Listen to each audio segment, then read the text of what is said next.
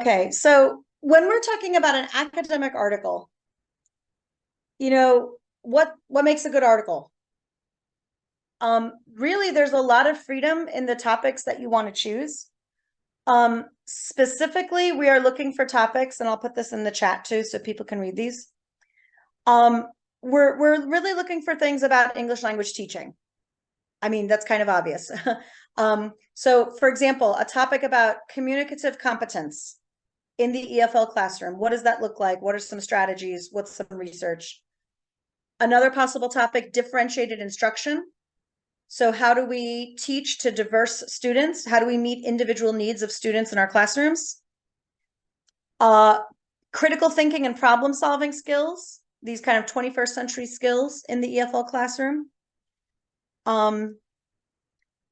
Or you are free to propose a different topic that interests you, but we do want to make sure that it's falling under something to do with methodology of teaching English, something to do with English language theory or comparative linguistics.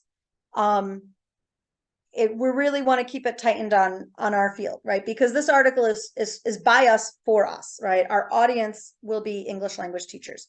Will we send the materials to participants? So we have some guidelines for the article that will be published.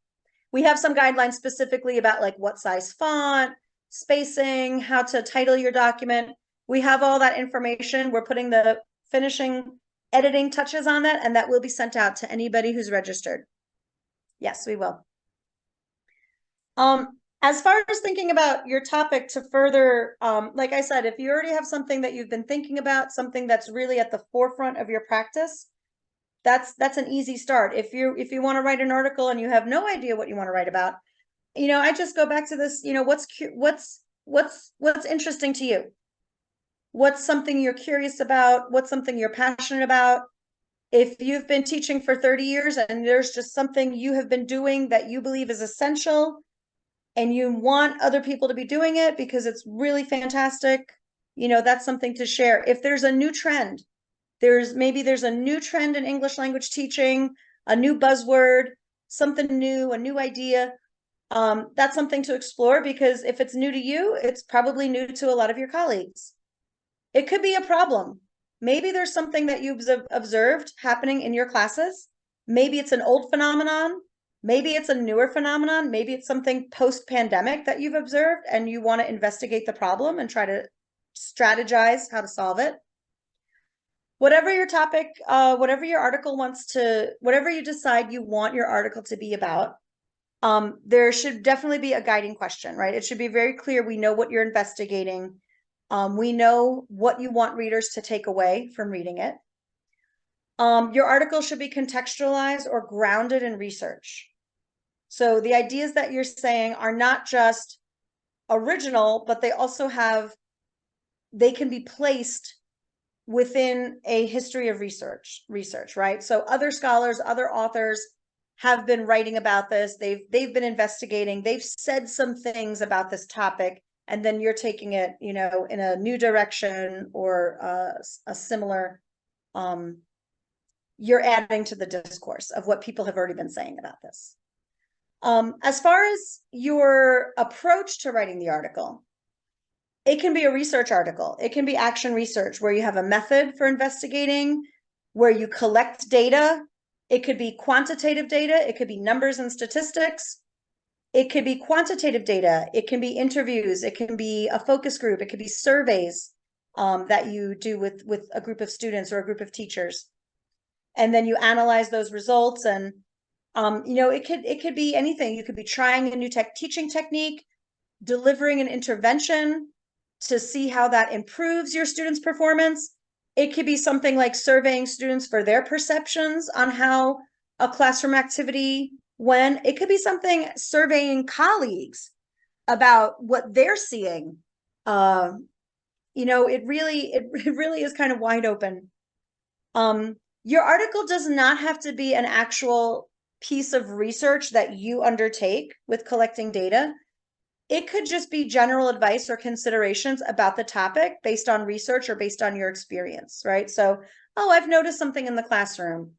I've noticed something when I've been delivering trainings.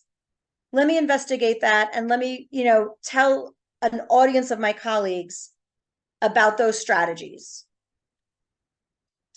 Okay. Whatever topic you decide to choose, we do want to make sure that the research is on point, right? That the research is strong. So, and I want to say, I also want to say, I apologize. This is not an interactive session. This is not like a workshop. This is more just an information session to give you some guidelines. So I do apologize that I'm talking a lot and we're not, going into breakout rooms to discuss things. So thanks for your patience. So the guidelines about research and citation, I just want to briefly talk about why we do it and what we use, and then how it should happen. All right. So why do we do research? Why is it important to cite sources? This is something that, as an English teacher in the United States, especially when the technology is right there in our hands, copy, paste, click, click, click, ta-da, I wrote something. Yeah, no, not really, right? Fortunately, the technology means that we have literally a world of information at our fingertips. Unfortunately, the technology means that it's very easy, I know for my students, to just take things they find and copy it into a paper and tell me, ta-da, I wrote something. It's like, well, it's not the same, right? So the research, doing research is important because it puts your ideas in context, right? There is a community of discourse. There are hundreds and thousands of people around the world who are writing and researching teaching English, right? So when you write an article, you're adding your ideas to that community. So we're seeing how your ideas fit in to the discussion, right? Other scholars are talking about it, and other people are writing about it, and other people are doing studies and research and investigating. And your idea is a part of that, right? So we see how it kind of comes together in the community of the field. Another reason that we research is that we show that our assumptions are based on actual reality. There's things that I can't just say. I can't say that, well, every ninth grader in the country is reading on grade level. I can't just say that if I don't have any proof to back it up, right? So we show that there's a basis, there's a research basis for saying what we're saying in our writing. Excuse me. Research increases credibility as an author. So it's not just, oh, something I was thinking about while I was riding the bus today. But no, I've done my homework. I've read about the topic. I've learned about it. I know what other people are saying about it. So I have all of their knowledge with me as I'm writing this article. So people are going to take my ideas seriously because I've done my homework with the research. And finally, and this is the one that I have to tell my students, you have to give credit where credit is due. If it's not your idea, you can't take it as your own. If that idea came from somebody else's work or somebody else's research, you have to point your reader to that direction, because otherwise you're committing plagiarism, which is not okay. At least in the United States, plagiarism is a big deal. Plagiarism is something that's taken very seriously. I tell my students who are high school, college age, and adults, I tell them, if you're stealing someone else's work and pretending it's yours, it's false, right? It's lying. The whole like, oh, well, my older brother did my homework for me. Well, that's not your work. It's your older brother's work, right? So, even if something seems kind of obvious, it's going to need a source or a citation.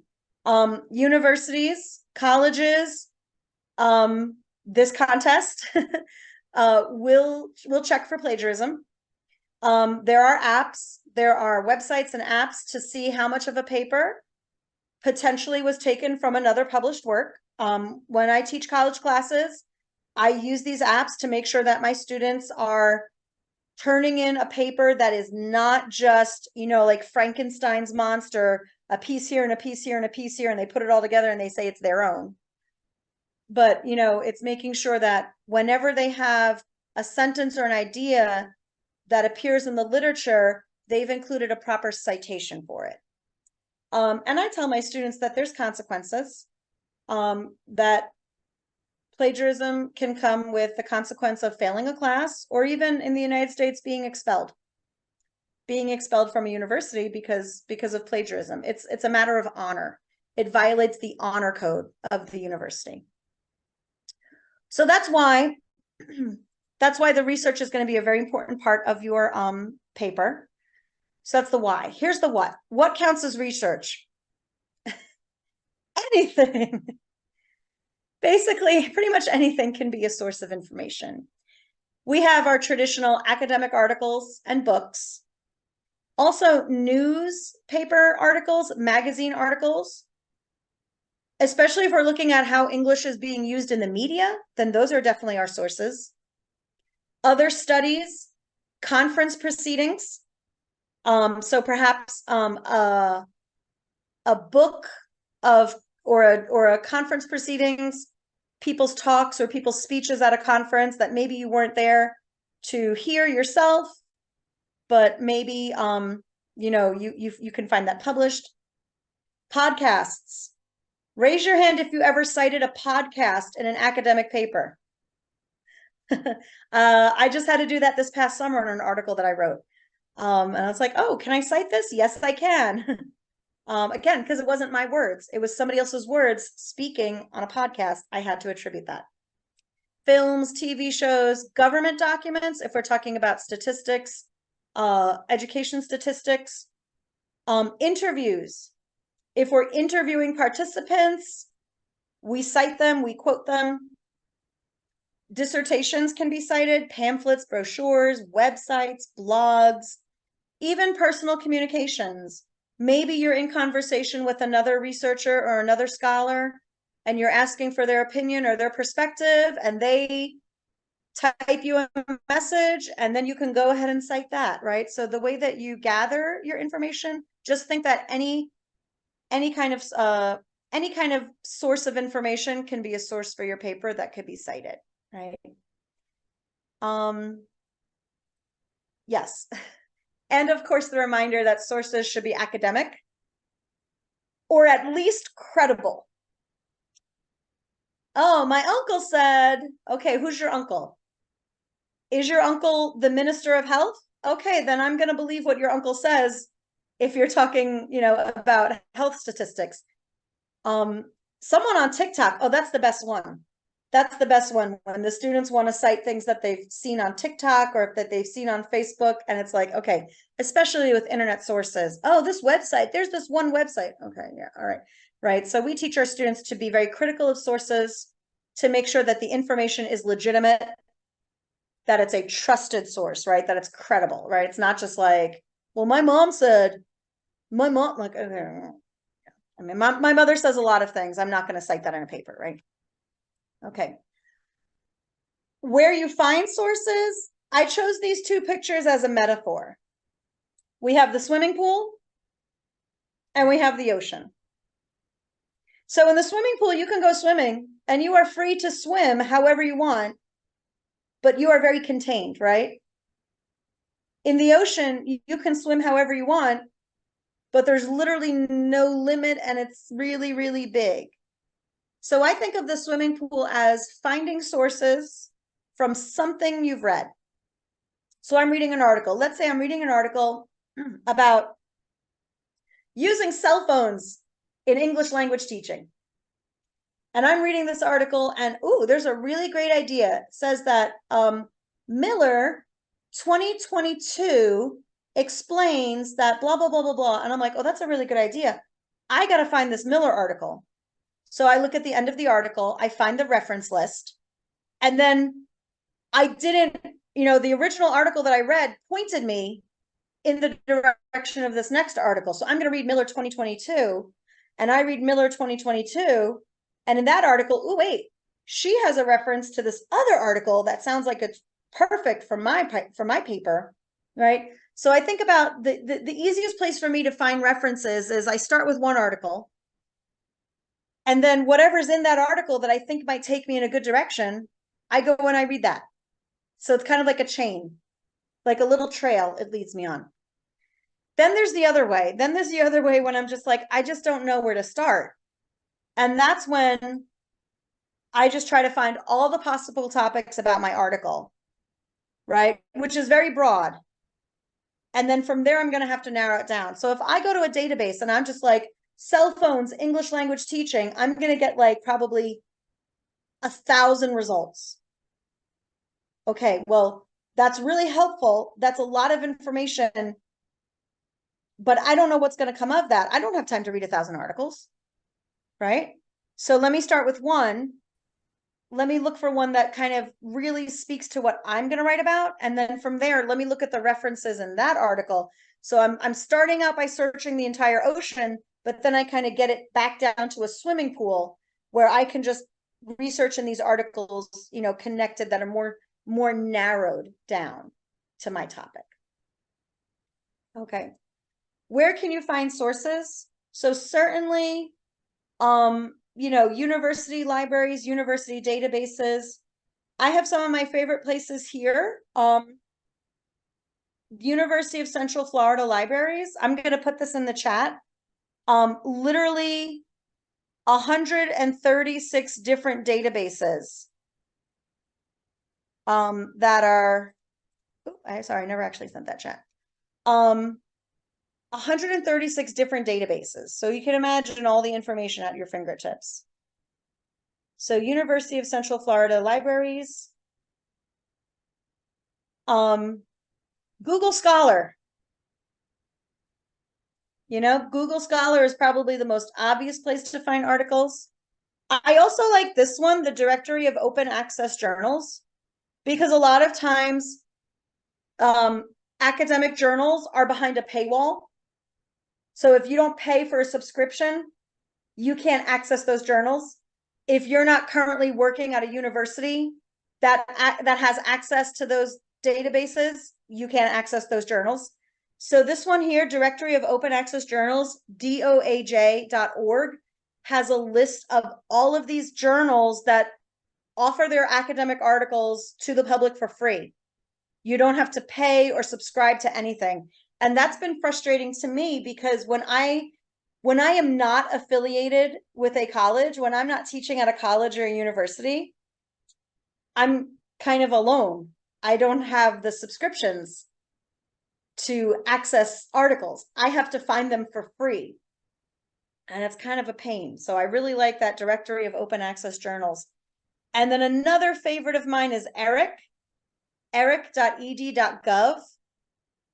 This is a compendium of academic articles. What I like about ERIC is that you can choose only peer-reviewed. You can check that as one of the options on your search. And you can also check full text. Because sometimes, it makes me mad. So sometimes I'm looking for articles, I'm researching, and I'm like, oh, that article sounds great. That title, I'm reading the abstract. Oh my God, this is like totally connected to what I'm writing about. And I click on it and it says access denied. You don't have a subscription. Access denied. Please log in with your university credentials. And I'm like, and I can't read it. So if I can search by full text, I know that I will get only search results that will let me read the entire thing. Because I can't just cite the abstract, right? Like I can't just cite the little tiny, 25 words explaining what the article is. I can't, I need to read the whole thing. I need to read all those ideas. I need to see what's important to me, to what connects to my topic. So I like ERIC, eric.ed.gov, because you can find full text articles. Google Scholar will also let you find full text articles. Another thing that I found is helpful. Excuse me. If there's an article that's really good, or if there is a professor or a researcher whose work I'm interested in, I find their own website. Many professors, many researchers post their published articles on their own websites or on their university website. They post them for free. because they just want their research to be out there and they're just trying to be helpful. So sometimes if you find an article and it sounds really, really good, but you're unable to read it because it's behind a subscription that you can't unlock, sometimes if you just find the author, find them on the internet, find their website, find their email, and just ask them, a lot of times they are more than happy to share it with you. They're like, sure, let me send you a PDF, click, and then they email it to you. There's it doesn't, the worst they could say is no, right? And there's so many sources out there too, that if something is locked behind a paywall and you can't access it, I'm sure you can find the information that you need somewhere else, or find what you need, even if it's not everything you want. A few more links for databases. These are databases specifically about social sciences and second language teaching. I really need to, let me see. Let me copy those links and put them in the chat. Oh no. That's a bad link. Oh, here's some more databases. Oh. TCNJ, the College of New Jersey, and EBSCO research platform. All right, so lots and lots of databases, lots and lots of articles, lots and lots of research. Maybe too many articles, right? You don't need, for this article, we're looking for a minimum of 1,000 words. That's really not a lot, okay? Like, it's not dissertation length, it's not theses length.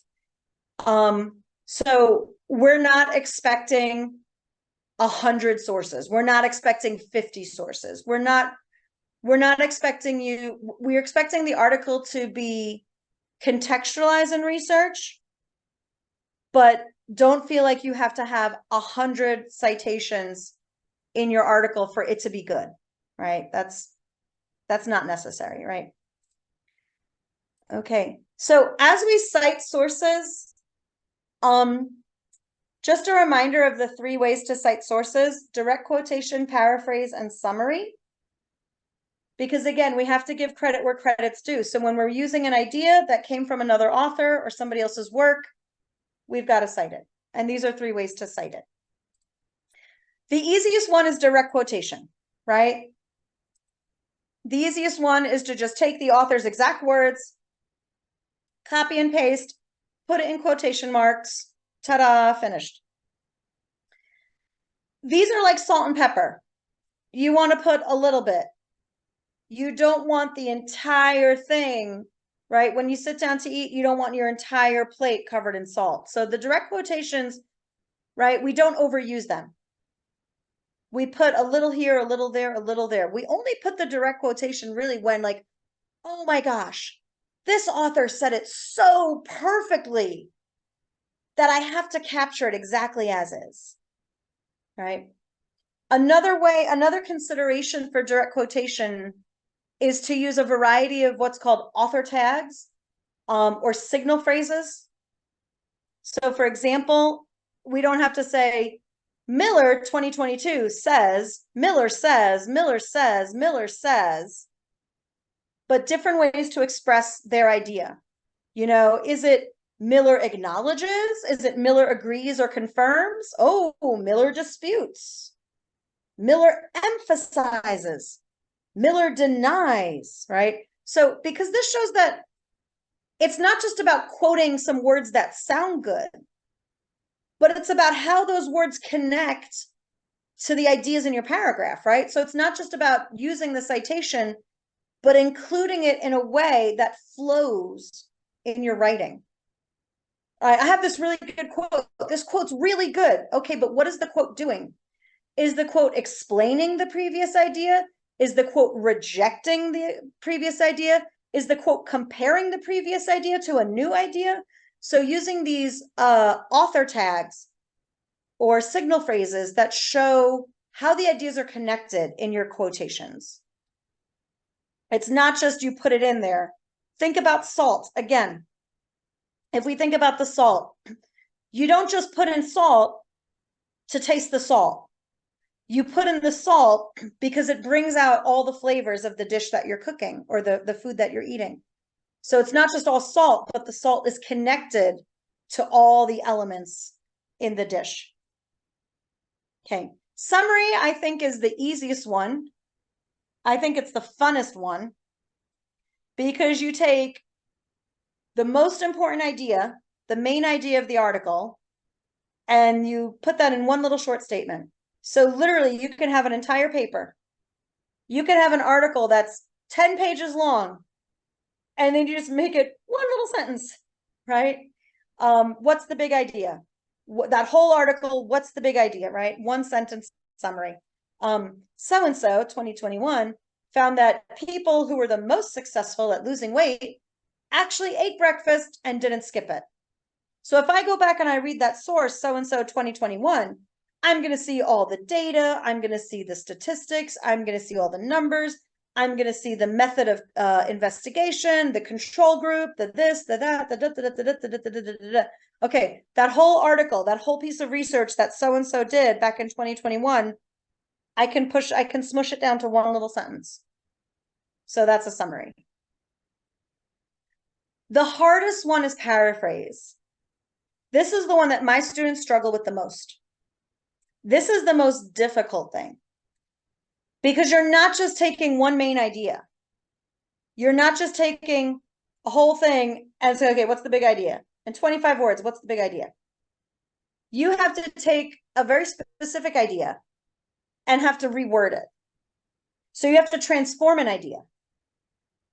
And this is the one that I spend the most time with when I teach writing. And I do practice exercises. We talk about paraphrase, we do examples together, and then I'm like, here's a paragraph, paraphrase it right now. Here's a paragraph, paraphrase it. And I have like worksheets on step 1 of your paraphrase, step 2, right? Which I'll mention briefly here. The paraphrase, I think, is a challenging one for students. They want to include direct quotations because those are easy. Direct quotations is just copy, paste, click, click, click. Paraphrase takes a lot more brain work. Paraphrasing means that they have to understand the meaning of the text first.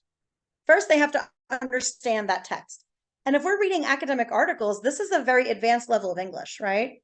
This is academic English they're reading. This is not like, a movie review. So understanding the meaning of the language is difficult. Then they have to identify, okay, which words do I keep the same and which words do I change when I paraphrase?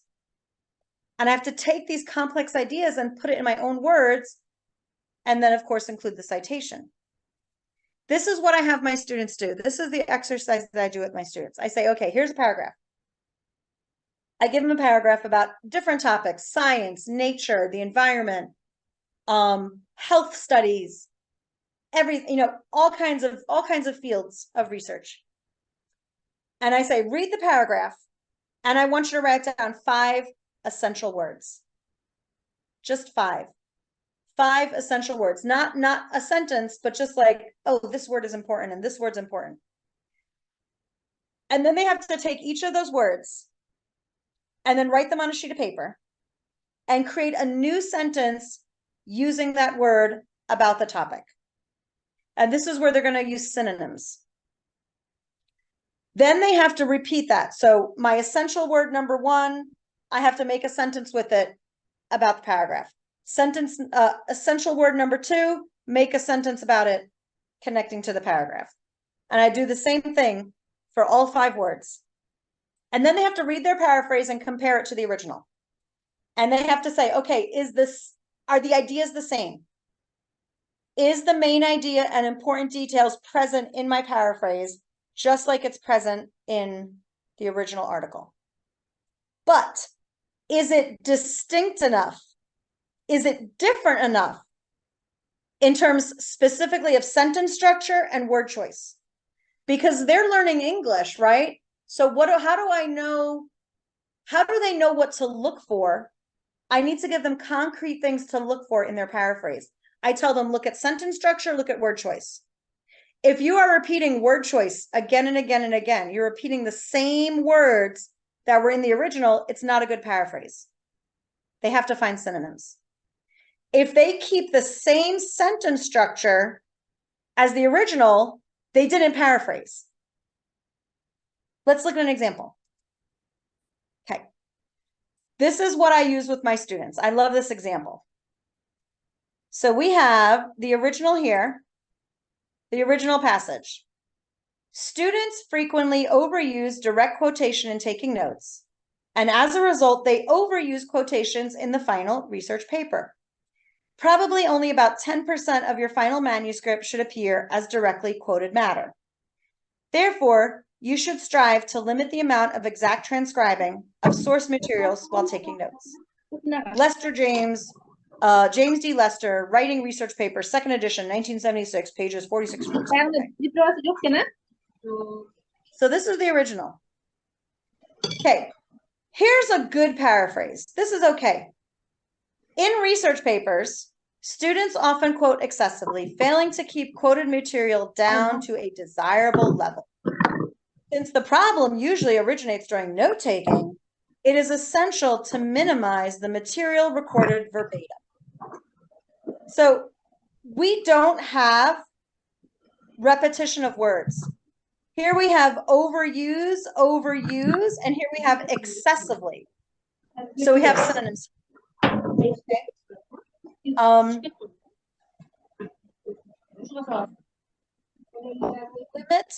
Limit the amount of transcribing, and here we have minimize. Transcribing, taking notes. Here we have recorded verbatim. Exact transcribing here is changed to recorded verbatim. So this is a good paraphrase because it's not repeating the same words as the original. It's using synonyms. It's finding a different way to say the idea. This one down here, this is what my students think plagiarize. This is what my students paraphrasing. And I have to tell them, no, sorry, this is not paraphrasing. This is plagiarizing. This version down here is too similar to the original passage. Students often use too many direct quotations. I'm going to stop there and I want to compare. Students. Look, you've got this. It's starting with the same word. Frequently, often. Overuse, use. Direct quotation. In taking notes, when they take notes. Ah, man. It's too similar. There's too many repeated words, and the sentence structure is exactly the same. Subject, frequency word, use, object. It's the same sentence structure. They haven't transformed the idea. They've kept the original sentence structure and just said, okay, let me change this word, and I'm gonna change this word, and I'll change this one word here, and now it's different. Well, it's not different enough. Okay. Therefore, you should strive to limit. So it is important to limit the amount of source material while taking notes. If they keep the same sentence structure, but they only change out 2 or 3 nouns in the sentence, it's not a paraphrase. It's too similar to the original, and it's not good, right? A plagiarism detector, one of these plagiarism apps will flag that. It's going to say this is too similar. It's going to show up, beep, beep, beep, and then, you know, as the professor, I look at that and I say, oh yeah, it's too similar. You didn't cite this. Either paraphrase it correctly, change the sentence structure, use more synonyms, or put it as a summary, right? You don't need to directly quote that. That's really long for a direct quote. Why do you feel the need to include all of that as a basically almost a direct quotation? You don't need to. Just put a summary in. Just summarize it. What's the big idea? Boom. Students should take just a few notes from sources. to help them minimize the amount of quotes. There you go. Right. It comes from insecurity, especially my high school students and my college, first year, second year college students. It's insecurity. They're clinging to the original article. They're clinging to the original source because maybe they don't have the confidence in their writing ability. But that's why I do these exercises with them. That's why let me go back here. That's why I do this practice strategy. Like I'll spend an entire class period, one entire day on this practicing. Here's a paragraph about random topic. Here's a paragraph from an academic article. Choose 5 words, take those words on a separate sheet of paper, write a sentence about the topic with that word, repeat, put it together, compare it to the original. So I do these practice activities because they have to build their confidence in that specific skill. All right. So that is citations. Okay, that is citations. Why we research, what is acceptable for research, and then how do we research it and cite it, which is direct quotation, summary, and paraphrase. Final guidelines about style. I don't know if you're used to using MLA or APA style citations. But basically you are going to have an in-text citation, right? We need to see the parentheses next to the idea you're citing. And then the full reference information for your source will be on a reference page, or on a works cited page. Because we do need to be able to see, the sources that you drew your ideas from. Okay, so do expect that we will have in-text citations as well as, or the parenthetical citations, as well as a reference or works cited list at the end. Of course, that's alphabetical order by last name. Citations at the end for me are like, I'm finished writing. I finished writing 10 pages. My article is beautiful. My ideas are there. I edited it. It looks great. And then I have to make my reference list, and that takes me almost just as long to write as it does to get my references together. Because I have to look up, okay, capital letter, period, parenthesis, period. Wait, is this italics? Is this underlined? Wait, what comes first? The date? This to me takes a lot of time, and but I got to make sure I do it right. So I always look at OWL, the online writing center from Purdue University, the online writing center, the OWL. They have what I think is one of the best websites with examples for what your citations need to look like, depending on what style you're using. And there's also extensions for your web browser. If you're using Chrome or Safari or Firefox, there's extensions that you can add on, like MyBib or Cite This For Me or EasyBib. These are ones that I've used in the past that you just, you have it's the extension running in your web browser, and you just click, and then it's like, cite this. And then they're like, maybe I'm citing a website, and I don't want to have to look up all the rules of citing. How do I write it? I just let the little extension do it for me. So things like MyBib, Cite This For Me, or EasyBib. So these are great for collecting those citations where you can literally just copy and paste it because it's already in the right format. One thing I've noticed recently is the research platforms. When I'm reading the article on a website, and there's a little side panel that's like, about the author, related works, and then citation. And I'm like, click, click, click. And the research website itself will just give me the easy button to get the citation so I can copy and paste it into my references list. And I'm like, where were you? Where were you in the past when I needed you? I had a book. When I started writing papers, we didn't have the internet. I know I look very young.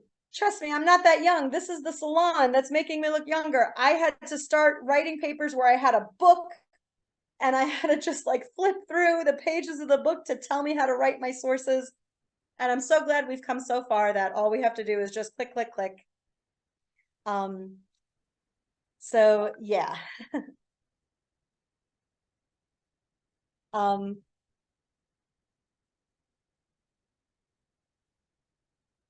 yeah. Yeah. So however you decide to cite your work, just make sure that you include the references at the end. Okay. Um, great. Well, that's all I have to say about the Olympiad article competition and about guidelines for research and citation. I just want to say thank you very much for joining me tonight. I hope that this was helpful. And if you're interested in registering, there is a link now on Lingua social media, on Lingua Foundation's Facebook page and on Instagram. There is a link that you can sign up to register. Let me put that in the chat.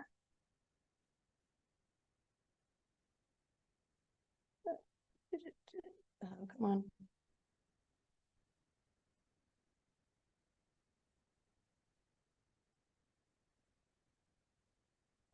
So like I said, the article is not due until February 10th. So This is Idai again. oh, Sorry. hi, Just, sorry. just wanted to remind that this registration for the Olympiad is only for the school teachers. Oh, I'm sorry, my bad. Yeah, article competition, no need to register. They just need to submit by the deadline their articles to the Lingua email, which will be Thank you, soon Idai. posted on Thank the you. social media. It's coming soon. The advertisement is coming soon this week. Yes. The specific guidelines with the submission information, like how to title your submission, which email address to send it to, all of that is being finalized and will be ready later this week. Oh yeah, but yeah, thank you for correcting me. You don't have to register ahead of time. Just send the article Yep, no by problem. February Thank you, 10th. Katie. Okay. All right. Well, is anybody, I'll stick around for another minute if anybody has any questions.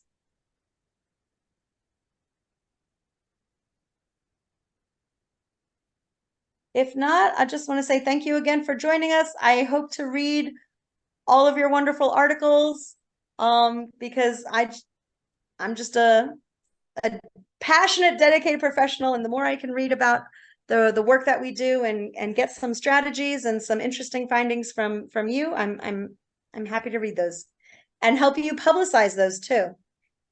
So once again, thank you very much. I'll say good night and I'll close the meeting and just keep an eye on social media, Facebook and Instagram for Lingua Foundation for more details. Thanks very much, everybody. Have a wonderful evening.